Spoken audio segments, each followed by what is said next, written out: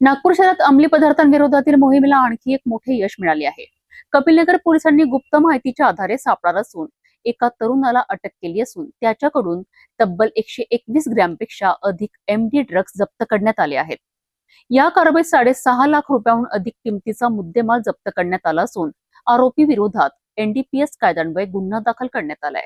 नागपूर शहरातील कपिलनगर पोलीस ठाण्याच्या हद्दीत अंमली पदार्थ तस्करी विरोधात मोठी कारवाई करण्यात आली आहे.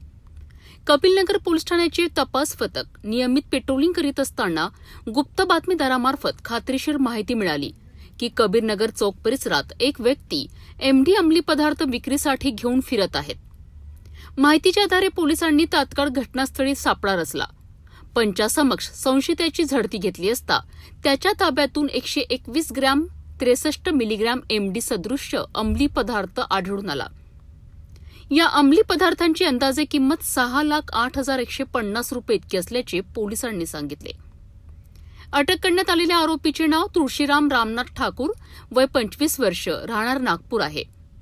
या कारवाई दरम्यान आरोपीकडनं एमडी पावडरसोबत splendor motorcycle, Redmi note 13 5G mobile, रोख रक्कम, इलेक्ट्रॉनिक वजन काटा आणि झीप लॉक पिशव्यांचे बंडल असा एकूण 6,77,450 रुपयांचा मुद्देमाल जप्त करण्यात आलाय. प्राथमिक चौकशीत आरोपीने हा अंमली पदार्थ गौरव नंदागौडी याच्याकडून विक्रीसाठी घेतल्याची माहिती पोलिसांना दिली आहे. या अनुषंगाने पोलिसांनी पुढील तपास सुरू केला आहे. आरोपी विरोधात गुन्हा क्रमांक 450 अंतर्गत एनडीपीएस ऍक्ट कलम 8 क 22 क आणि 29 अनुसार गुन्हा दाखल करण्यात आला असून पुढील तपास सुरू आहे. जय हिंद. माननीय पोलीस आयुक्त doctor Ravindra Kumar single sir यांच्या संकल्पनेतून आणि यांच्या आदेशान्वये संपूर्ण नागपूर शहरमध्ये पोलीस प्रशासनाच्या वतीने ऑपरेशन थंडर 2.0 हे राबविण्यात येत आहे.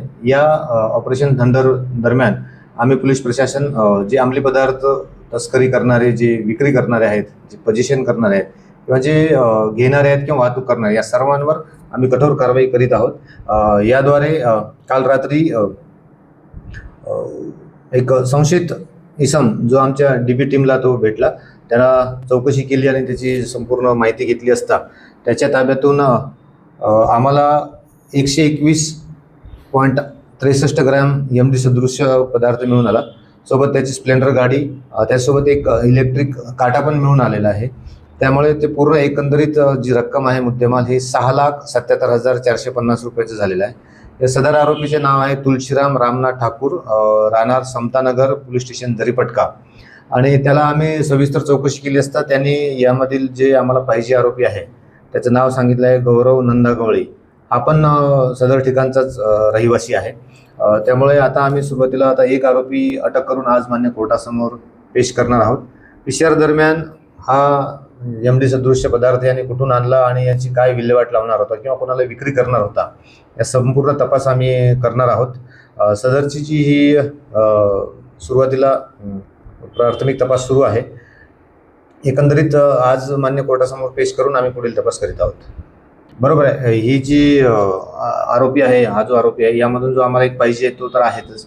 शिवाय या व्यतिरिक्त आम्हाला दुसरे आरोपी पण अपेक्षित आहे आणि यापेक्षा जास्त मुद्देमाल पण मिळू शकतो.